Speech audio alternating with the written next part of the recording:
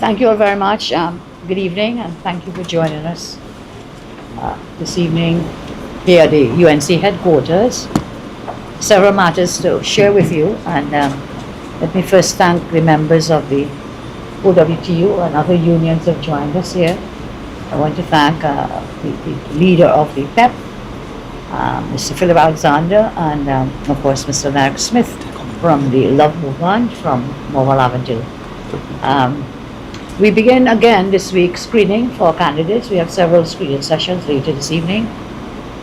We will continue for the rest of this week, and we hope by next week we will complete the screening exercise for the United National Congress for General Election 2025.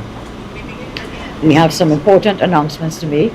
As you know, we've been engaging with several groups. We've reached out to people, so let's work together, let's engage, and that's what we have been doing.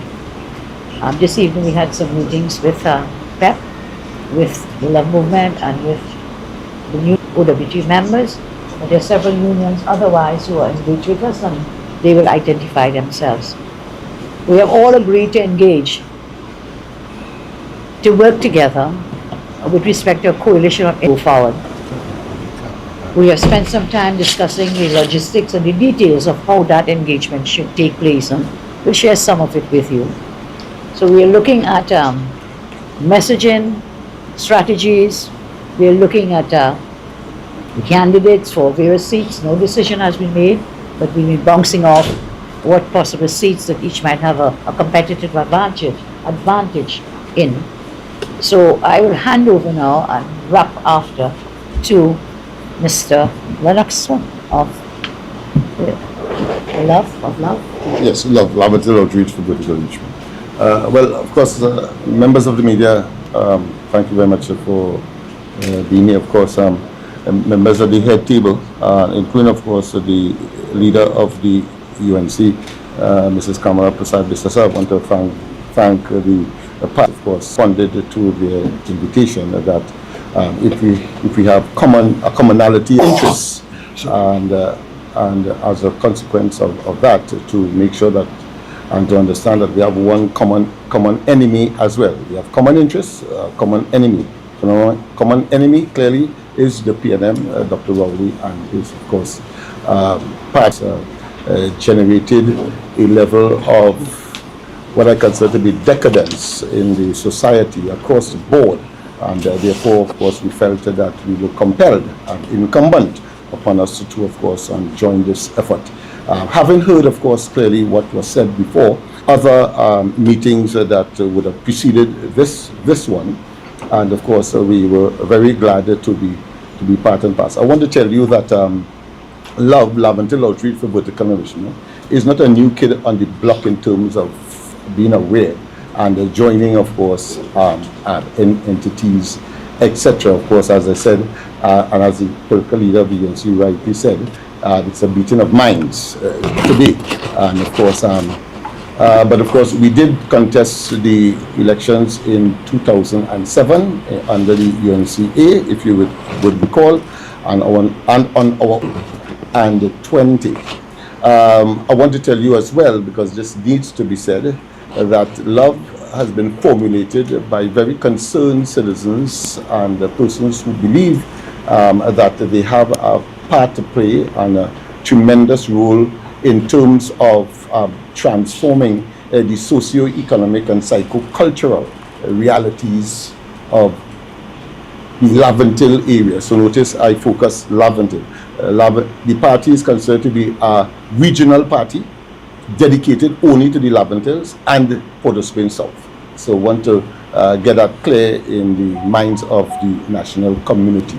And its commitment, therefore, is to address the burgeoning and the difficult socio-economic and psycho-cultural issues, which we believe is fundamentally as a consequence of the neglect by a party has, of course, reposed its confidence in.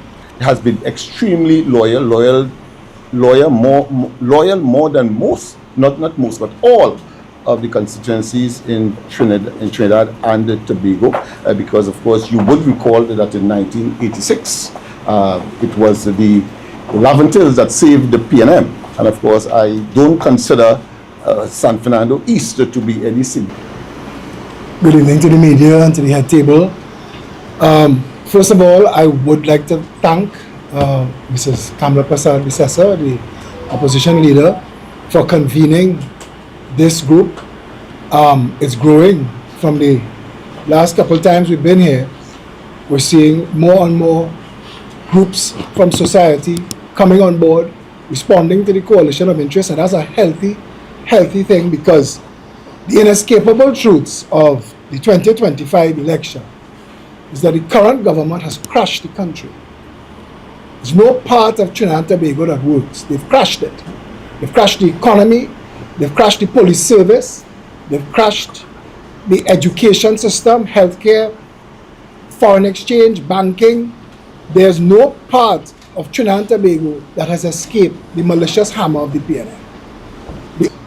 It's only the United National Congress commands the numbers that are required to remove the PNM.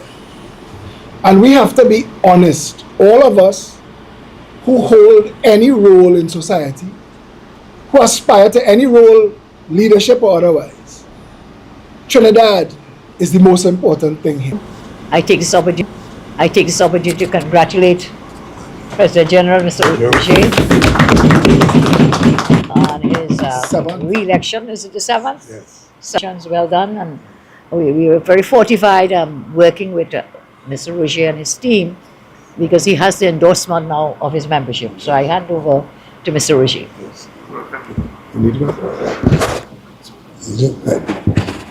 All right. So I'd have the President General of the Contractor and General Workers Union. She wants to make a statement before I speak. Good night, UNC, Ms. Kamala Prasad Bissessa.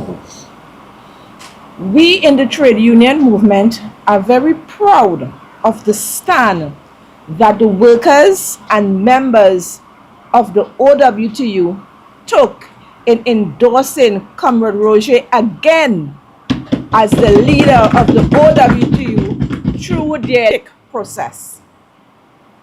They have clearly shown their support for Comrade Roger as he continues to provide consistent leadership and direction for the union, including support for these discussions that we are having presently, which are intended to rescue and restore the standard of living and respect for the working class, our membership, and the country at large. We congratulate Comrade Roger once again and the OWTU. Yes, and thank you very much. And let me take the opportunity also to thank you, Honorable Political Leader of the United National Congress, for inviting us for yet another time to these discussions. And let me just say immediately, I appreciate the statement that was just made, but I want to say to Trinidad and Tobago that unlike a certain political party and a political leader, we are not afraid of putting ourselves out to the membership for the electoral process. Some people are running and hiding from that. Several parties, by the way. Yeah, Several hiding from that, parties. yes. But unlike yourself who are like us, we are not afraid to put ourselves out to the general membership for endorsement. And I thank the members of the OWTU for endorsing for yet another time. Let me just say I concur with all that was said before, that Trinidad and Tobago is in deep crisis. Let me say that again. Trinidad and Tobago is in deep crisis. Trinidad and Tobago is in deep crisis because the PNM and Dr. Keith Christopher Columbus Rowley has placed it into deep crisis. And therefore we have suffered some 9 years going into 10 of what I would describe as reverse development, underdevelopment. And if they are allowed to get another term, we will not recognize Trinidad and Tobago in the first year of that other term. And it is in respect of preventing that we seek Two, get engaged in these discussions where a coalition of interests, everybody have the opportunity to put forward and represent the interests that we represent. Let me make it bold to say that for where we are concerned in the trade union movement, we represent the workers' interests. And the workers' interests were not taken care of. Indeed, the workers' interests were trampled upon and disregarded, disrespected under this Rowley-led PNM government. And therefore, if there's an opportunity, and there is an opportunity, for us to put the work. Well, thank you all very much. And of course, at the UNC, all of us together have agreed we are prepared to engage with all those who would be interested in the coalition of interests for the benefit and betterment of the people of Trinidad and Tobago.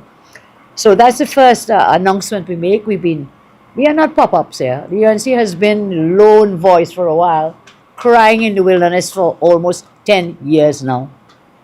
We are not a pop-up party. The pep has been out there. They haven't just surfaced on the eve of an election. The love movement has been there with the UNC Alliance, and thereafter 40 elections last year and in 2015. They are not a pop-up party. If I could add to Go that. ahead. Yeah, go ahead. We beat the PNM in a by-election. Huh? Yes, yes, yes. That is We true. beat the PNM in a We see this by-election. remind us. It was they did. Oh yes, you got more votes. Yeah, we got more votes. You than got the more PNM. votes than the PNM there. So these are persons who've been out there crying for the benefit of people, working in the interests of people. Well, I have seen some parties surfacing. Where were they for 9 years? And just because there's an election now, these parties are popping up and holding themselves out to be the saviors to rescue Trinidad and Tobago. Look, I have no problems. We have no problems working with anyone. But the guys who are sitting here with us have a track record of standing for people, for the benefit, as I say, of the people, by the people, and for the people. That's the first point I want to make, because I know you all are going to be asking me about other parties, and I'll talk when you, if you do ask. So I have a good reason saying why we are working with them. We have crafted together with the workers, the ones who are here and others, a very comprehensive workers' agenda. In the last 9 years, we have seen workers in this country taken to the lowest levels, treated in the manner they've been treated here today.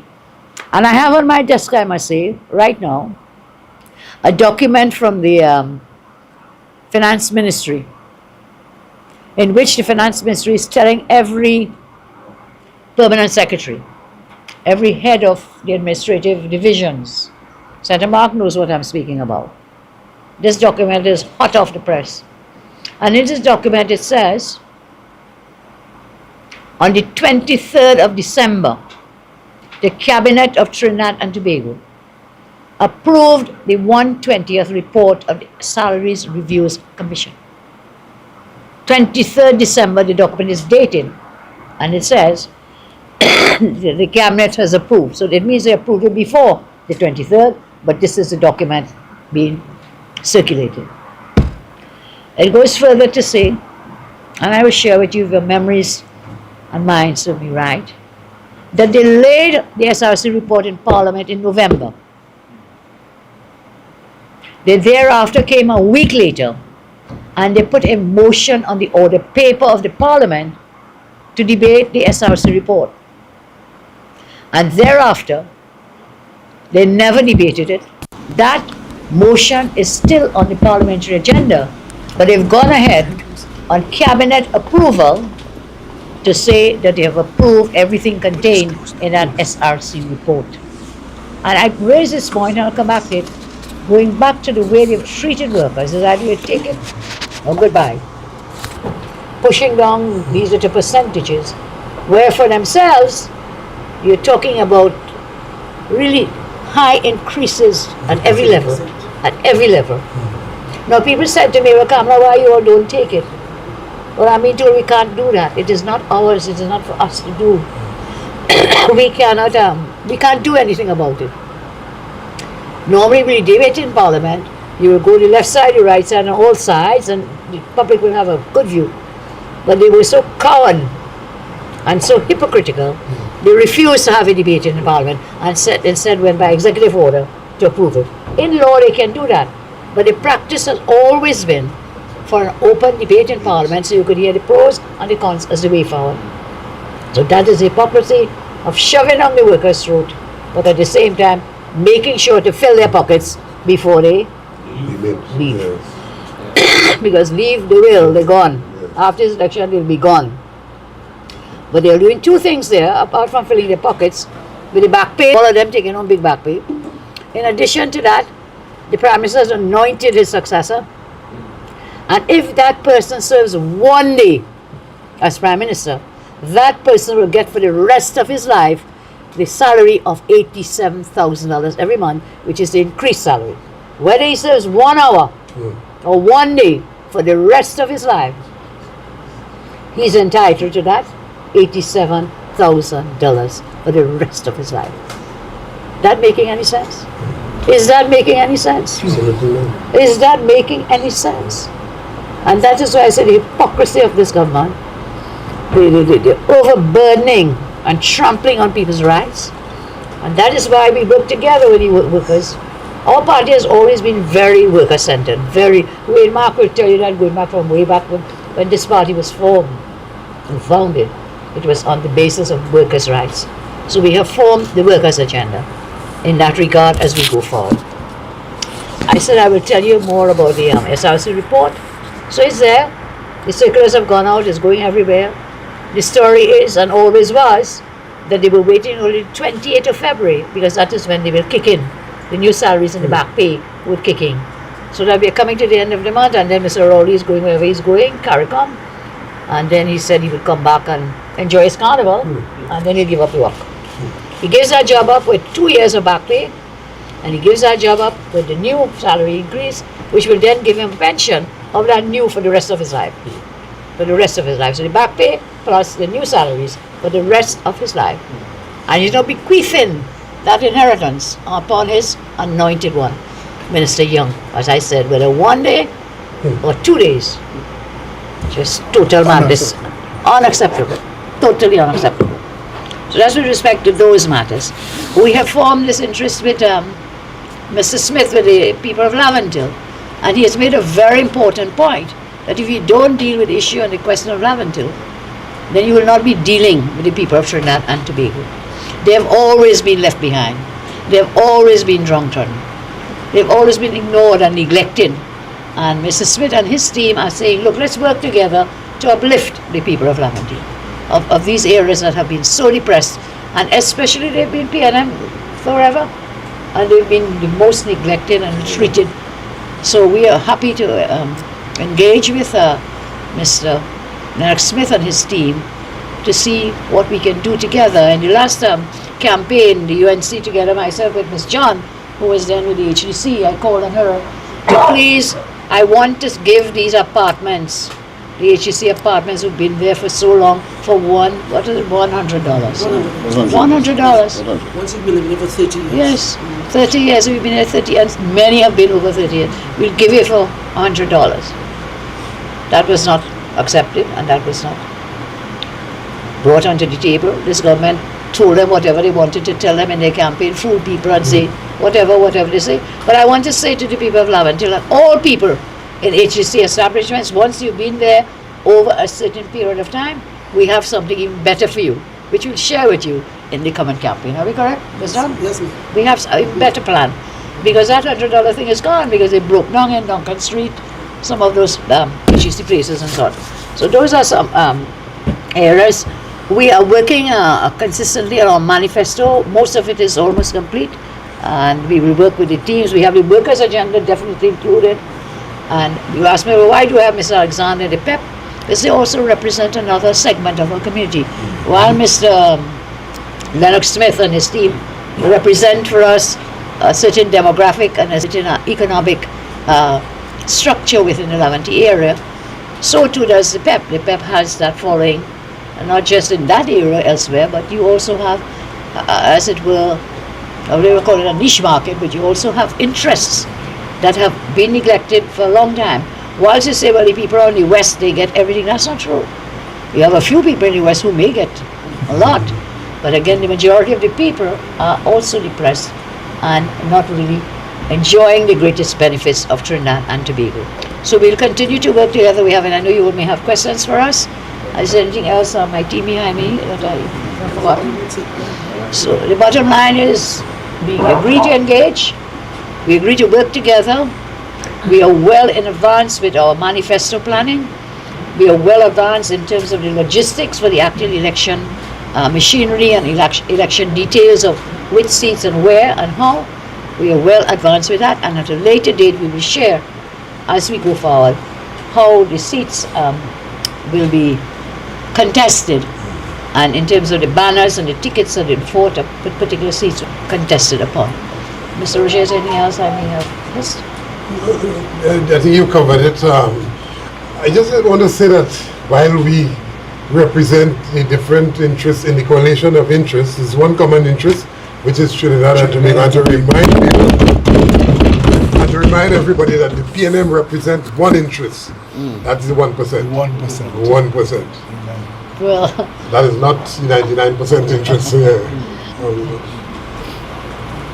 well, I could put it differently. They represent one interest. They represent one interest of the PNM big boys. That's how I see it. Which includes Mr. Rowley. That's right. And includes his designated himself Prime a big Minister. He made himself one. Anything else you want to just closing words? Except we have a common concern to get rid of that. Yeah, okay. I think the call should be the call election. Let's Call election. Call Yes. election. Philip, last words? Well, For now, I mean. Yeah. to echo everybody's statement, the reality is we need an election. That is the remedy to the cancer that's killing the country. That is the solution. So, under the leadership of Mrs. Kamala Prasad Bissessa, this organization plans to be that rescue for the country. So, as soon as we could get an election, be better for the country. Can't continue like this.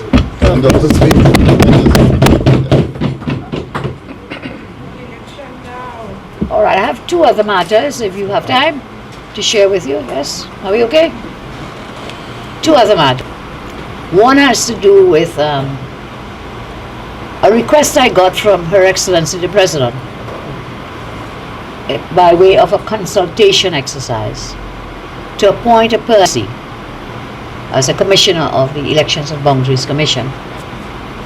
We did our due diligence and we did our searches on the person, and I wrote to Her Excellency and said the person may well be qualified, but there are several other concerns that should be looked at and be considered.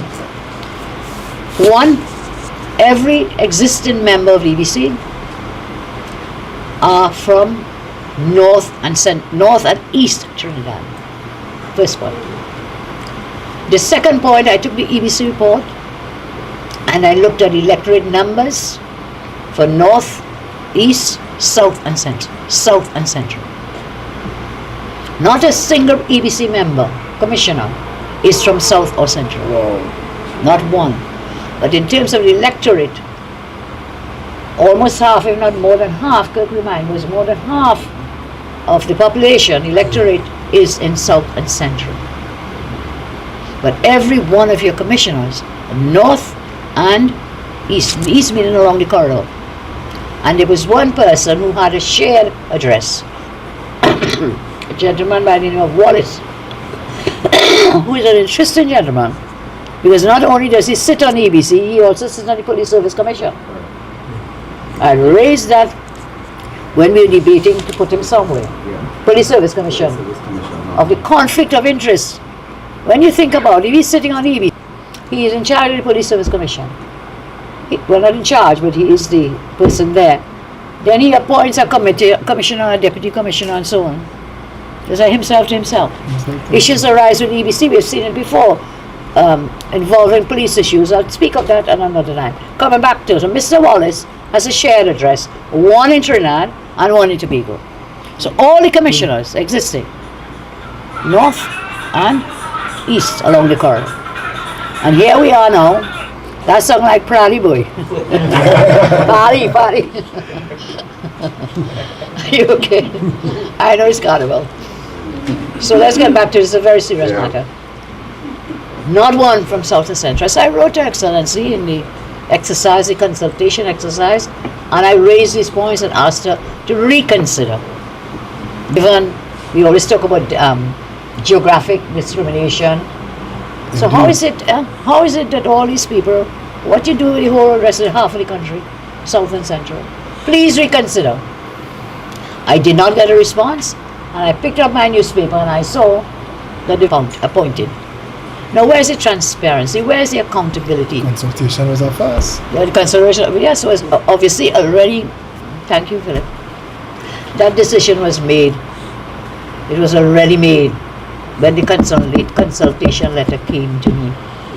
So it was, as Philip is a farce. It was just you're going through the motions, going through done deal. So I raised serious objection to that, and will continue so to do. The second matter has to do with international observers. We're going election season. I had written to the Prime Minister. He took a long time. He eventually responded for foreign observers. He agreed to CARICOM observers, and he said he had written to them, and they had said yes, they will put observers for the election, CARICOM observers.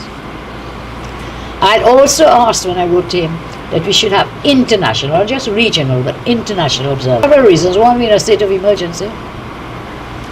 Should the government extend that state of emergency by law, they can do so for up to 6 months, which takes us up to the end of July.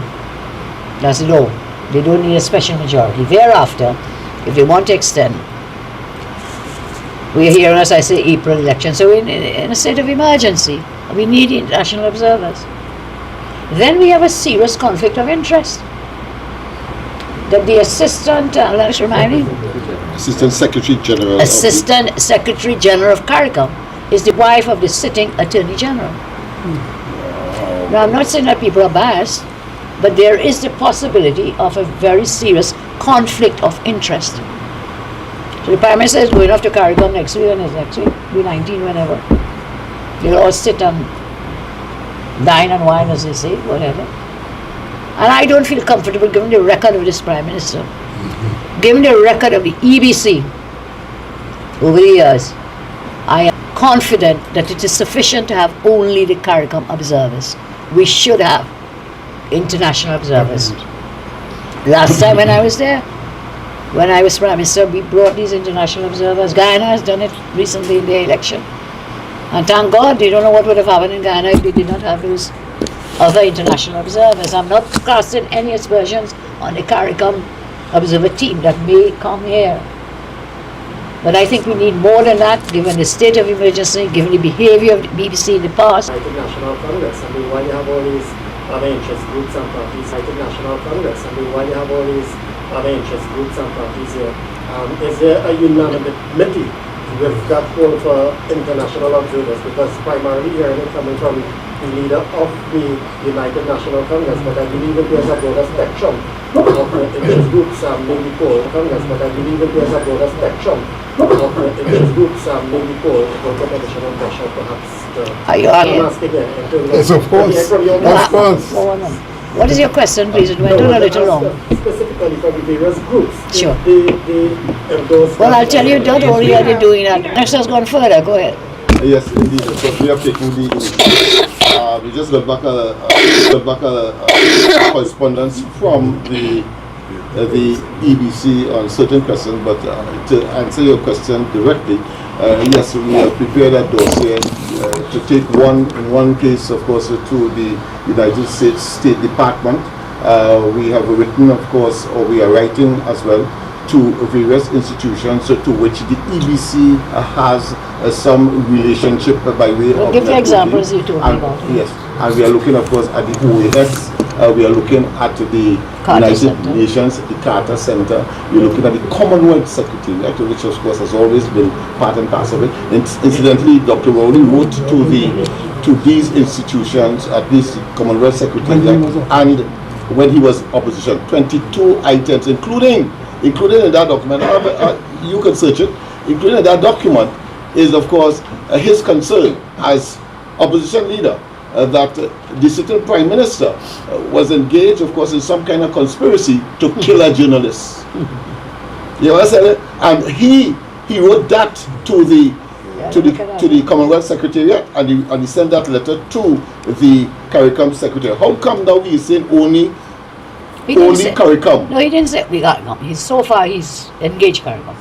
He- So I think that is the saying, Yeah. the same question you asked, Philip, and Well, if I had to say anything on that, and while I respect the question, in circumstances like these, there's a leader, and the idea of calling for more transparency, we can't not support that. So it doesn't require that we speak on every single issue, at least from my point of view, because we've signed on to work together, and that is the correct course of action in this situation. thank you. But exactly. Mr. Oak, sorry. And we have been given the leeway to, of course, independently and on our own volition, to also engage as concerned citizens. Sure. That we need to democratize this place and to make sure that the elections are not undermined. Can you just let Mr. Roger Oh, no, ask? You said absolutely. Yes, absolutely. You are Kamari? Kamari or Kamari? Kam, with the H. Kaymari. Okay, Kamari.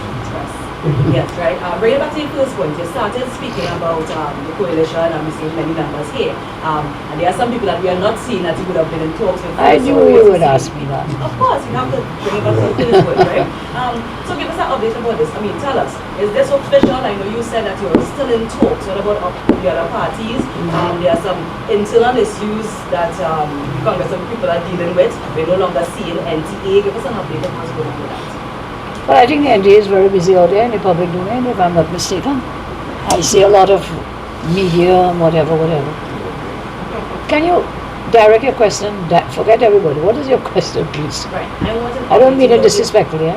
No, of course, right. You were in previous talks with NTA, CUP, for example. Is it that they are no longer going to be part of this coalition that you're forming? Is it that the invitation is still extended to them? What's the update with those other parties? I can take them one at a time, okay? The engagement with the NTA was the parliament election.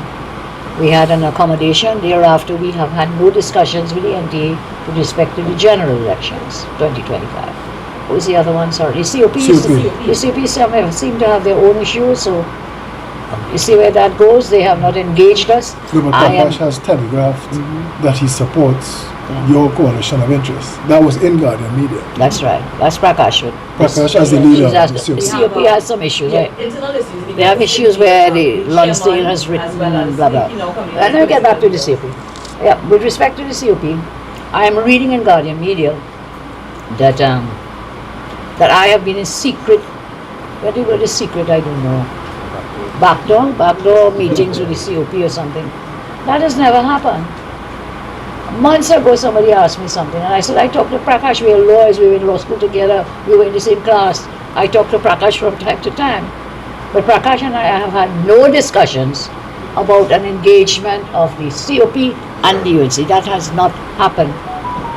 We had met here one day, some while ago you guys were here, and the then chairman, is he, or leader? Senate? Chairman, he was the chairman. Senate. Oh, The then leader of the COP. Right, he was interim leader. And let me take a moment. I want to give a little praise to Mr. Senate. Because whilst everybody else was out there doing whatever they're doing, Senate stayed in his party and engaged him. Indeed. Yes, he did. He stayed. Indeed. Anyway, so he had come. We had discussions about a coalition of interests and so on, but there were no decisions made at that point in time. So we never had any fixed, arrangement with the COP. He was saying, he had said then that they have some internal issues and be reviewed thereafter. I remember that. You all were there. Absolutely. He had some internal issues, and okay, as I said, you see that? If that's happening, let's not go further with you. We'll deal with that down the road. That is the fact. That is the history of it. No, but she wants to know if you're open to continuing conversations with them after the... We're open to continuing conversations. Anybody who shares our interest and common interest and coalition of interest, we're open. We're open. And that everybody includes the NTA as well. Well, those who are willing. I am not interested in working with the NTA. I've made that very clear. So I give you that answer clear. I am not interested in working with the NTA. I have a reason and cause. The NTA has been very disrespectful to the elected members of my executive. I don't even know if they have an elected executive, but the elected members of the UNC, they have been very disrespectful, and I cannot see how we can work with them in that kind of scenario. So today I make it very clear, as leader of this party, I will not engage my party with the NTA, and we had that discussion earlier today with my executive. We will not be engaging with the NTA for this 2025 general election. Is there any other one? Yes. Tonight you have been screening for 5 more constituencies.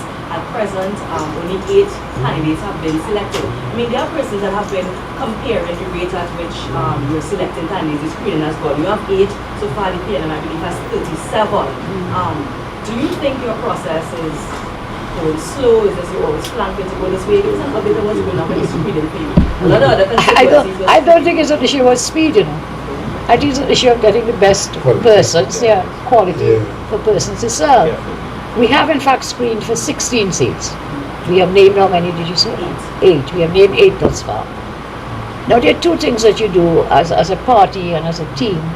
We are selecting a team to govern Trinidad and Tobago. We are not simply selecting an MP to look after constituency X or Y.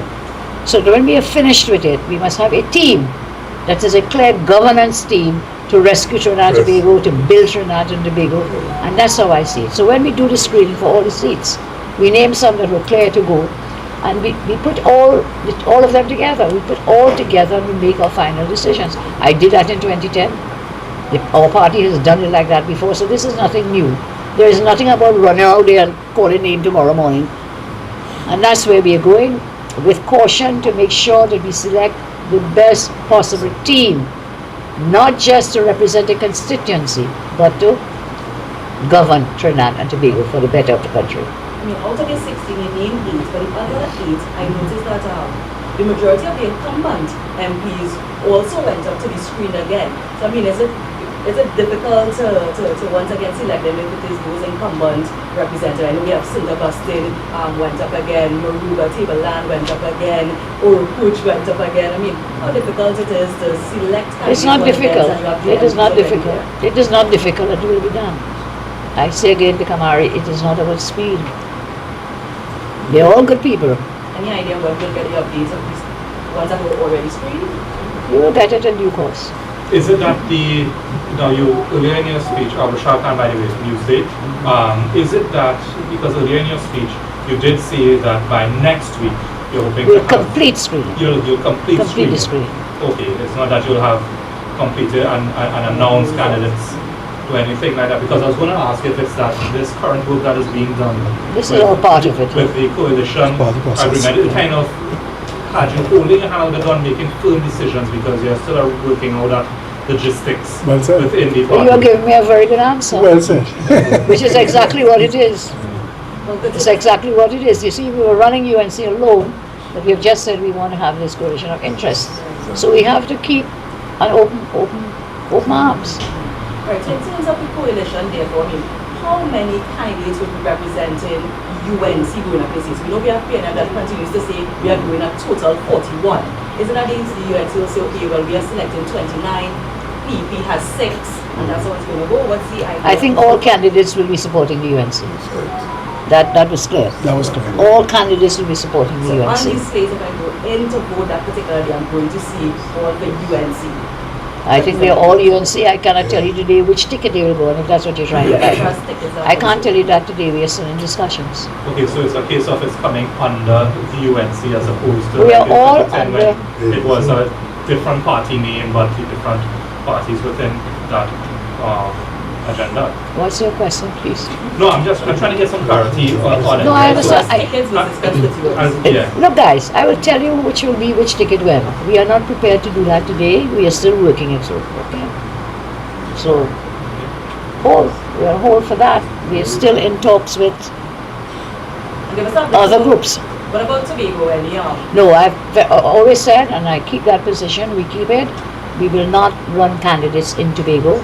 I am of the view that the people of Tobago should be the ones to choose whom they wish to govern from the parties out of Tobago. So we will not Well said. contest Tobago. So sure. Okay, final question from me so far.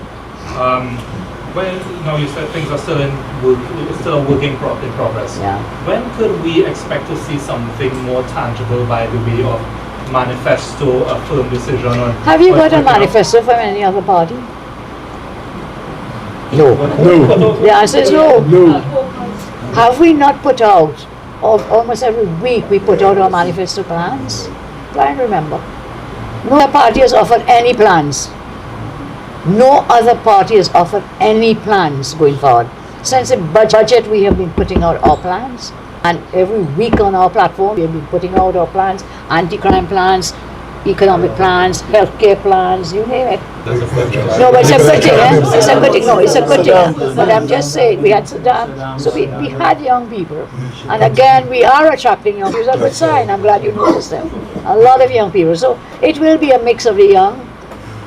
And like me, the not so young, it will be a mix of experience and youth. The polling that's taking place, is it UNC-led polling or is it UNC Commission independent? I am not going to give you details of my No, polling. any detail. I am not going to tell you who is doing my polling, that's my point.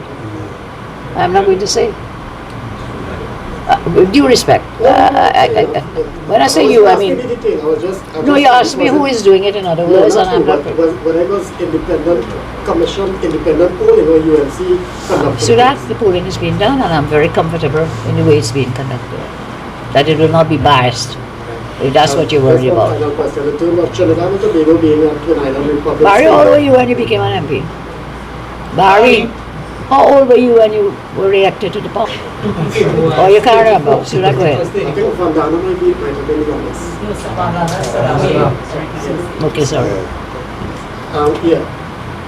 Are you in any No, talks but it's at all good that with you any notice of the young the? people. Okay, take some pics. Yes, Are you in any talks at all with any of the Tobago? Trinidad and Tobago is a Twin Island Republic state. Tobago is an integral part of the. I have said before in Tobago that let the people of Tobago decide for Tobago. I'm not answering your question. That let the people of Tobago decide for Tobago. I'm not answering your question.